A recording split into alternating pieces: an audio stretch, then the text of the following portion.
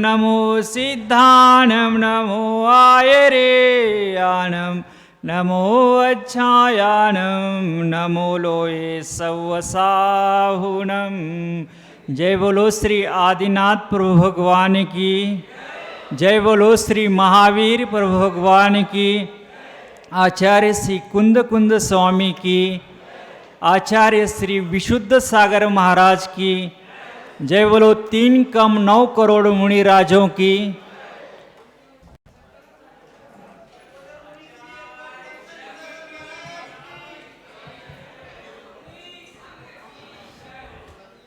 बंधु, यह जिनेंद्र भगवान की दिव्य देशना है जो भव्य जीवों को आनंद देने वाली और कल्याण करने वाली ऐसी जिनेंद्र भगवान की दिव्य देशना है जो भव्य जीवों को कुमार्गों से बचाकर सतत सन्मार्ग में लगाने वाली ऐसी जिनेंद्र भगवान की दिव्य देशना है।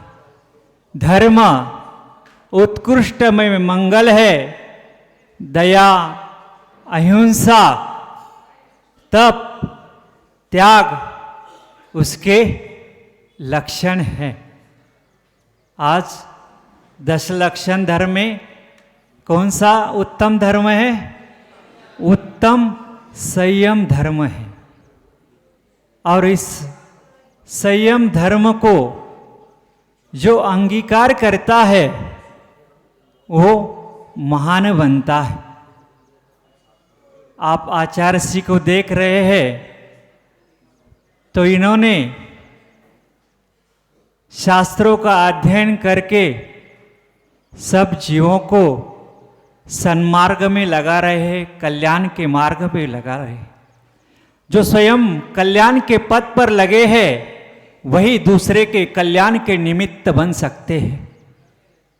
ऐसे आचार्य श्री, अगर हम कह रहे कि माना कि आचार्य श्री घर में रहते तो अगर उनकी शादी हो जाती तो कम से कम 3-4 बच्चों को जन्म देते, मगर यहाँ देखो बिना शादी किए उनको कितने 50 मुनि राजों को संभाल रहे हैं। यानी सब उनका सम्मान करते हैं। माता पिता और गुरु का सम्मान करना चाहिए क्योंकि उन्होंने ही हमें ऐसे संस्कार दिए हैं। बाल्य अवस्था से ही उन्होंने हमें मंदिर जाना, गुरुजनों के पास जाना सिखाया है। नहीं तो हम भी आप जैसे आवारे की तरह गलियों गलियों में घूमते थे। मगर जब आचार्य श्री की हमने प्रवचन सुने, उन प्रवचनों से ही हमारा यहाँ तक आना हुआ। नहीं तो हम अब कौन सी गति में घूम रहे होते, नाना कर्म करके। यानी जो जैसे कर्म करता है उस जीव को वैसा ही फल भोगना पड़ता है। क्योंकि पूज्यपाद स्वामी ने भी कहा है, कर्म कर्म हिताबंदी जीव जीव हितस्प्रो सो सो प्रभाव भुवेस्त्वे स्वार्थ को न वांछन्ति। कर्म अपना हित देखता है और जीव अपना हित देखता है। ऐसा कौन सा जीव है जो अपना हित नहीं चाहता हो? सभी जीव क्या चाहते हैं? छराला तो यही में कहा है, दुख से घबराते हैं और सुख चाहते हैं, मगर सुख के लिए क्या करना पड़ता है ये आपको सीखना हो तो आचार्य श्री से सीख लो, जिन्होंने घर में रहते हुए खेलने के लिए बाहर जाने की इच्छा को भी रोक दिया। उनके मन में भय था कि कहीं मेरे गिल्ली डंडा खेलते हुए कहीं आंख में लग जाए तो मैं मुनि नहीं बन पाऊंगा। तो इसलिए उन्होंने अपने इच्छाओं को भी रोक लिया। ये मुनिराज भी ऐसे ही रहते हैं, अंतरंग और बहिरंग शत्रु को जीतने के लिए सदा तत्पर रहते हैं। जैसे कोई राजा, बुद्धिमान राजा क्या करता है, अपने विरुद्ध आचरण करने वाले बाह्य राजाओं को वश में रखता है और जो उसके अंदर काम क्रोध आदि भी है उसको भी वो अपने वश में रखता है, क्योंकि इसके बिना उसका राज्य स्थिर नहीं रह सकता। इसलिए वो अपने मन को नियंत्रित करता है।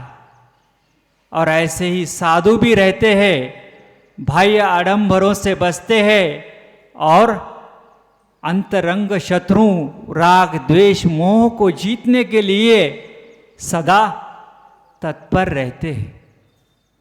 आज संयम का दिन है, तो संयम के लिए भगवान ने क्या किया है, यानी जो संसार विषय सुख होता तर तीर्थंकर क्यों त्यागे और काहे को शिव साधन करते संयम सो अनुरागे। जो संयम के लिए उनका अनुराग रहता है। उनके पास क्या कमी थी, उनके पास कुछ भी कमी नहीं थी। ना तीर्थंकर भगवान के पास कुछ कमी थी, ना चक्रवर्ती के पास कुछ कम वैभव था। इसीलिए तो वैराग्य भावना में कहा है, छोड़े 14 रत्न 9 निधि और छोड़े संग साथी, कोड़ी 18 घोड़े छोड़े 84 लाख हाथी, इत्यादि संपत्ति भव तेरी जीर्ण तीर्ण सम त्यागी। कैसे? जीर्ण तीर्ण, एक तिनके के समान, सूखे तिनके के समान उसको छोड़ दिया और कहा जाके बैठे वन में। इसीलिए तो वो कहा है, उनके चरण धूक हमारी।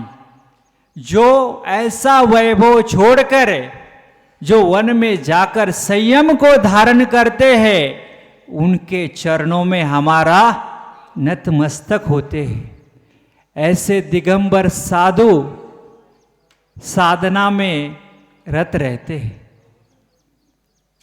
उपवास भी करते हैं और ध्यान भी करते हैं, क्योंकि इस पंचम काल में धर्म ध्यान होता है। कोई लोग कहते हैं कि ध्यान नहीं होता, ये उनकी अज्ञानता है, क्योंकि ध्यान तो होता ही है।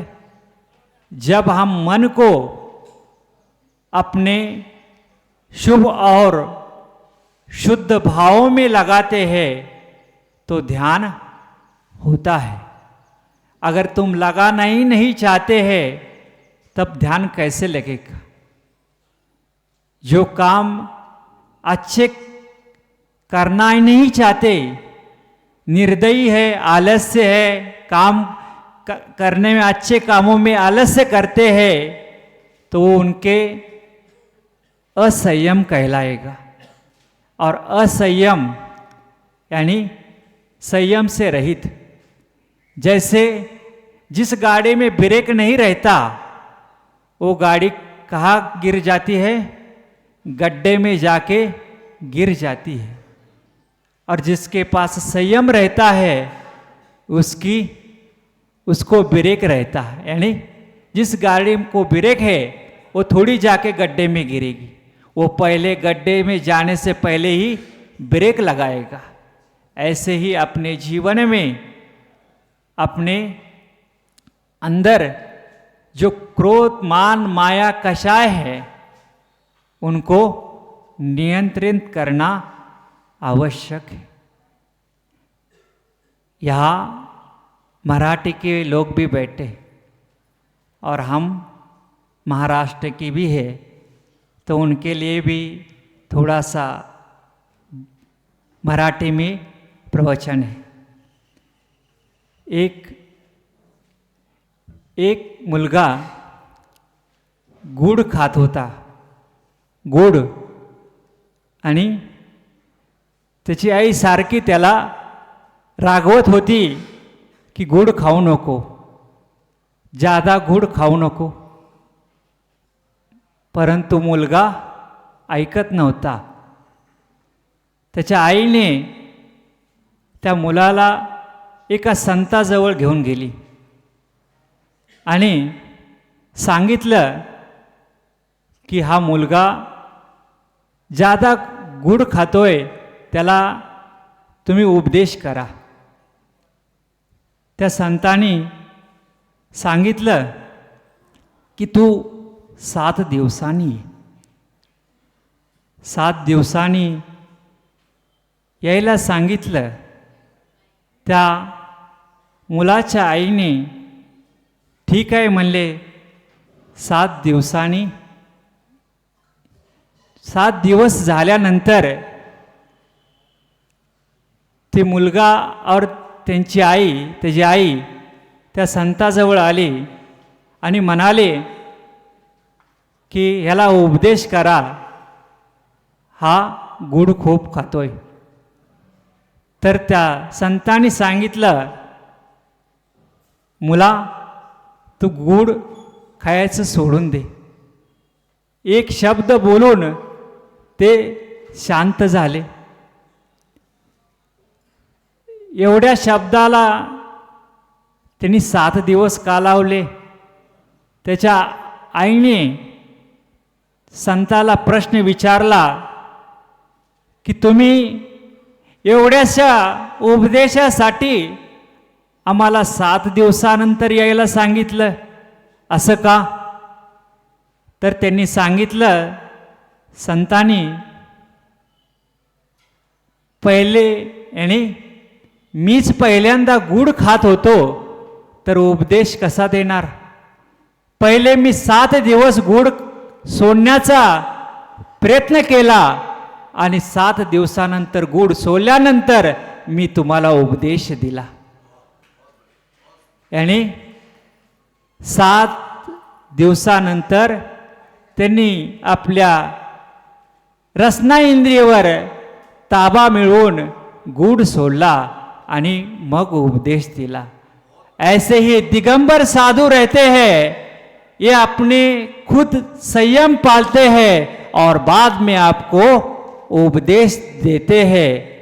इसलिए तो ये दिगंबर साधु उत्तम संयम दिन का अंगीकार करके उत्तम संयम में रहते हैं और अपने मनुष्य जीवन का कल्याण करते हैं.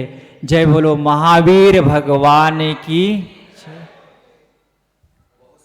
सुंदर पूज्य गुरुदेव संकल्प सागर जी महाराज जी ने बहुत ही अद्भुत बात कही, जो बाद में मराठी में कहा कि एक वो गुड़ वाली बात कही कि कैसे गुड़ छोड़ना है. बोले जाओ मेरे बच्चा गुड़ खाता है, गुड़ छोड़ने का उपाय बताओ. तो बोले कि ऐसा नहीं, 7 दिन बाद आ रहा. और जब उन्होंने कहा मात्र गुड़ छोड़ दो बेटा, उसने छोड़ दिया. बोले इतनी सी बात आप 7 दिन पहले बोल देते. बोले इसलिए नहीं कहा था कि मैं भी गुड़ खाता था, मैंने गुड़ छोड़ा तब गुड़ छोड़ने की बात कही. अद्भुत बात पूज्य गुरुदेव संकल्प सागर जी महाराज ने कही. मैं उनके चरणों में कोटिशा नमस्तुभ्यं करता हूँ. और अब चलते हैं अविलंब हम परम पूजनीय प्रातः स्मरणीय चर्या श्रोमणी अध्यात्म योगी दिगंबराचार्य आचार्य भगवत विशुद्ध सागर जी महाराज, उनके चरणों में चलते हैं. एक बात मैं कहना चाहूँगा आप सबसे एक बात कहना चाहूँगा. अगर मैंने जो अनुभव किया है, अगर पूरे शिविर का सार या शिविर का सार न कहें तो जिंदगी का सार कह दें, अगर कुछ है तो दोपहर 1:30 बजे से शाम को 5 बजे तक, 1:30 से 2:30 पूज्य श्रुत संवेगी सुब्रत सागर जी महाराज की नीति पर अद्भुत क्लास. उसके बाद आचार्य सिंह की तत्व सुध की क्लास ऐसी है मानो मेरे शायद जीवन मैंने अपने जीवन में विश्वास और दावे के साथ करूं जिनेन्द्र प्रभु के चरणों में, शायद मैंने ऐसा स्वाध्याय पहले कभी किया हो. इतना अद्भुत स्वाध्याय. और मैं इसलिए कहूंगा आप सबसे कि अधिक से अधिक संख्या में सारे लोग 1:30 से 5 बजे तक जरूर बैठे शामिल हों. चलते हैं गुरु चरणों में कि हे गुरुवर अपने श्रीमुख से धर्म का उपदेश देकर हमें सम्मानित करें. पूज्य गुरुदेव आचार्य भगवान नमोस्तु।